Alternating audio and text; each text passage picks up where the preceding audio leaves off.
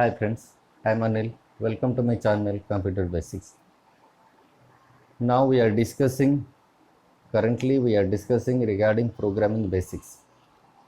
So in programming basics, so many basic concepts we have discussed which are required for all the languages. Today we are discussing regarding function. Now what is a function? See, in our celebrations, whether it is a birthday party, whether it is a New Year party, in each and every function, what happens? In a function, from starting of the day to the ending of the day, the routine is fixed. What to do after what thing. In a marriage function, what you are doing, it is fixed that the person who is going to marry, what he will do from the morning, from the starting of the day to the ending of the day. Routine is fixed. Today X person is doing, tomorrow Y person is doing, day after tomorrow Z person is doing. But routine is fixed, it is not changed. That is the function. The same concept we are implementing in our languages, programming languages. A set of instructions, a routine, a program is fixed in a function name, and wherever we will call it, it will do the same task. We can call that function anywhere. Wherever we will call that function, it will do the task defined in that function, the task specified in that function. So if we will go to the definition of the function, we may tell that it is a self-contained block, or it is a block of statement which performs a specific task. That is a function.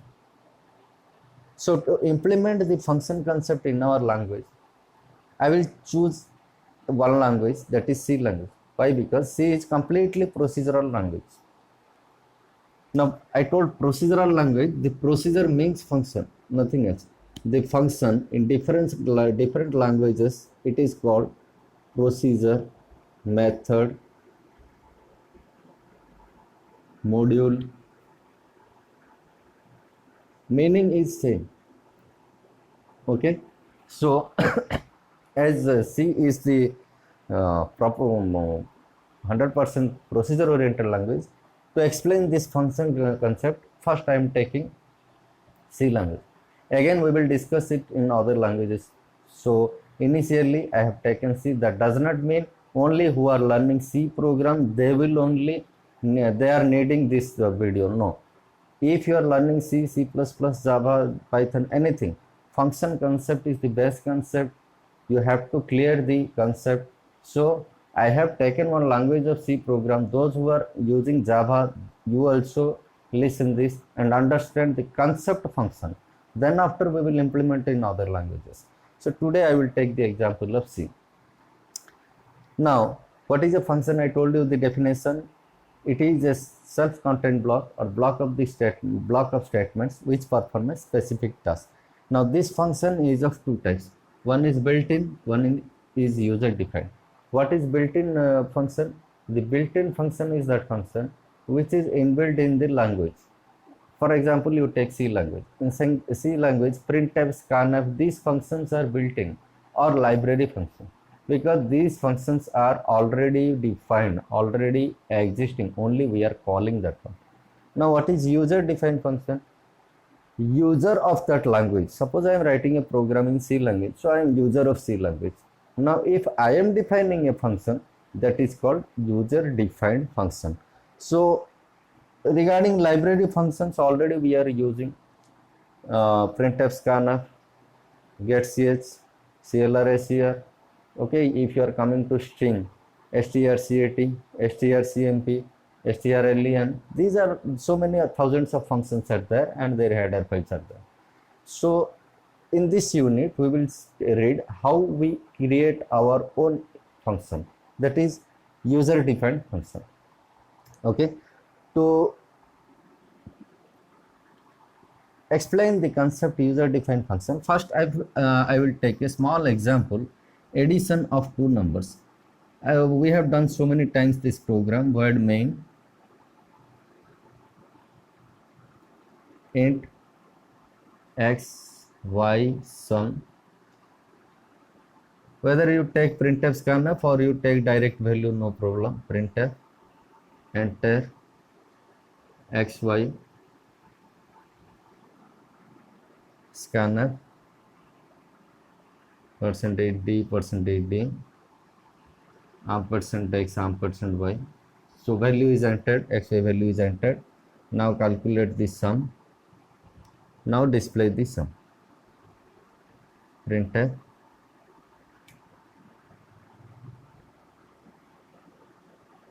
the result is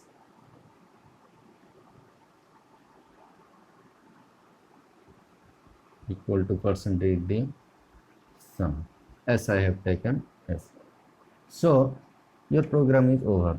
Now this is a code of 5 lines I have taken just for example. Okay, we will implement the concept, function concept, where thousands of statements will be there, crores of statements will be there, millions, billions of statements will be there. There we will implement function. For the understanding, I am taking a small example which is only 5 statements. In this program, I will use function. Here in this example, function is not used till now. Now I will use. So if I will use the function concept here, what will be the change? Just I will change the name main to add, and main function I will write here void main add. Program is over. Now what happens? See, whatever I have written in main function, that I kept in add function. That's it, nothing else. Just I got all the everything what I have written in main function, and I have named it add, and this name I called here.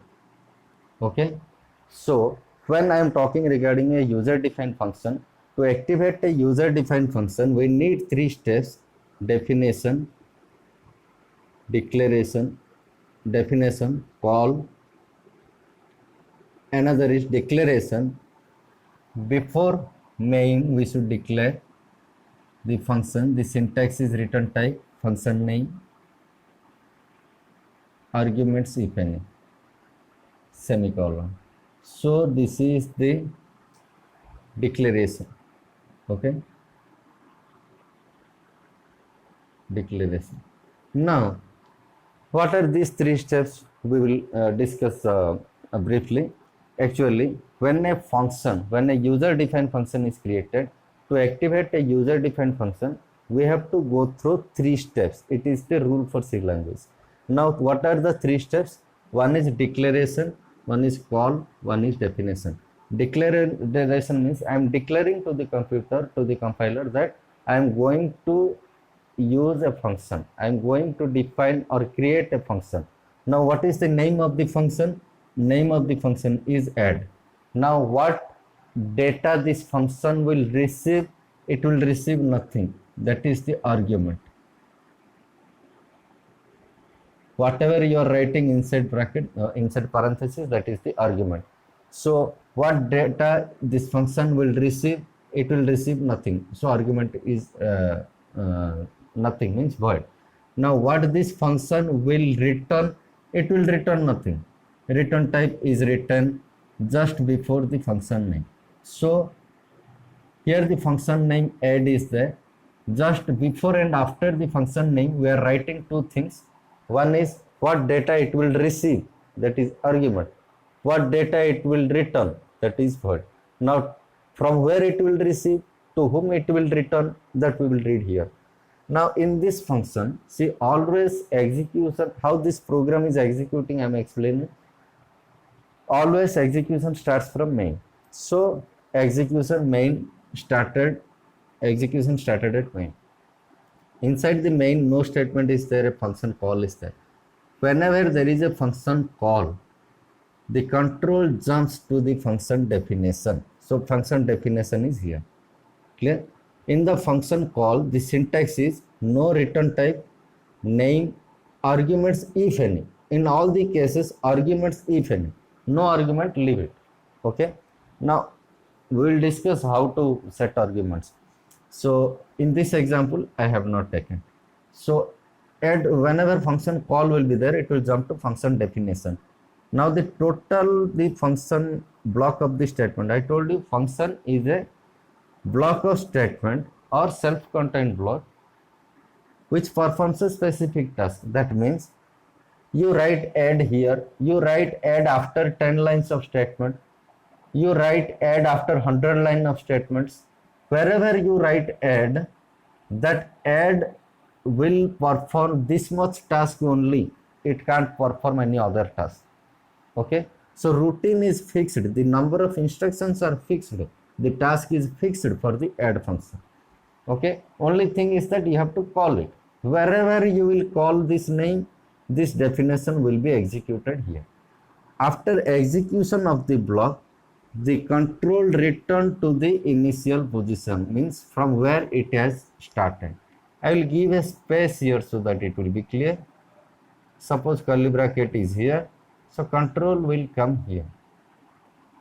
If any other statements are there after add function, those statements will execute, then curly bracket. Okay, so till now we came to know 3 steps: declaration, call, definition. Syntax is declaration, function name, return type, argument. Function called syntax is function name, arguments if any. Definition syntax, semicolon here. Definition, no semicolon. Return type, function name, arguments if any. Then the instructions or specific task, what you want to do. How it execute? Function call, whenever it is getting a function call, control jumps from function call to function definition. Step 1. Then step 2, function is executed. Then step 3, control jumps to the original position just after that statement or to that statement. If some return statement is there, it will return. Okay, now if any if no, suppose I will write x equal to add, so it will return to that place and that value will be returned. Clear? So better to think that it is returning to that place only. So task of this place is over. Okay, now after finishing this task, control will go to the next statement. In my program there is no next statement, so program will be over. So overall what happened, just I cut and paste the content of main function in another place and I named it and I called it. That's it. So what happens in this program, function means, what is the advantage of this program? If the program is 100 statements, then I can divide it into 10 functions, 10 parts, and I will write only those 10 parts. Add 1, add 2, bracket, add 3, parenthesis, semicolon, add 4, parenthesis, semicolon. So what will happen? One after one block will be executed. Okay, what happens here? Debugging will be easy. Right? If in any function your time is your error is coming, then we can go to that block and correct it. Other blocks will remain same. So this is regarding user defined function, how it is activated. Now what is return type I told, we are mentioning here. What is argument I told. Now what is how we will write here. See, there are two functions. In this program there are two functions. One is main function, one is add function. So what compiler will do? Compiler will take two separate areas. One area for main function, another area for add function.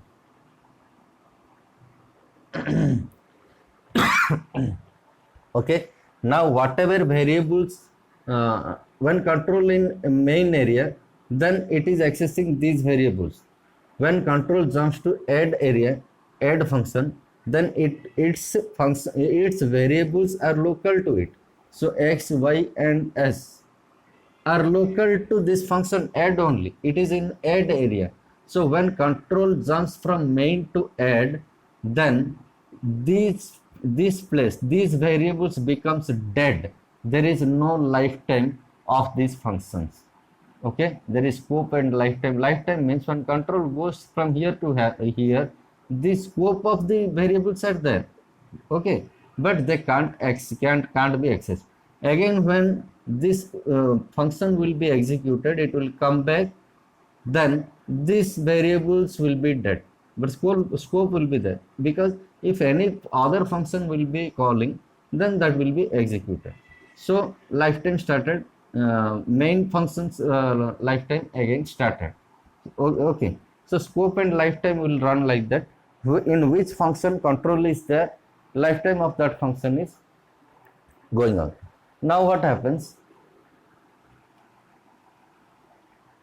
Function we know two types, return type, argument we know. Okay, regarding actual and formal argument, in this example there is no argument, no return type. That means no data is coming from here to here, no data is going from here to here. Calling function and called function. Okay, in the next video we will discuss. In main is the calling function, add is the called function. So between calling function and called function, how data communication is there, that is the total game of argument and return type. Calling function will send data to called function through argument. Called function will send data to calling function through return type. Here both are void, void, void. So this is one type of function. According to return type and argument, total there are four combinations of return type and argument. Return type, no argument, return type, argument. No return type, argument, no return type, no argument. So total four categories are there. We will discuss one by one. This is the first category, no return type, no argument. Both are void, void. So this is the example. Go through the example. If you are a student, then don't forget to subscribe this channel, because if you are learning any language, C, C++, Java, you need the fundamentals. Okay, definitely in my video you will get something new. For this video, thanks.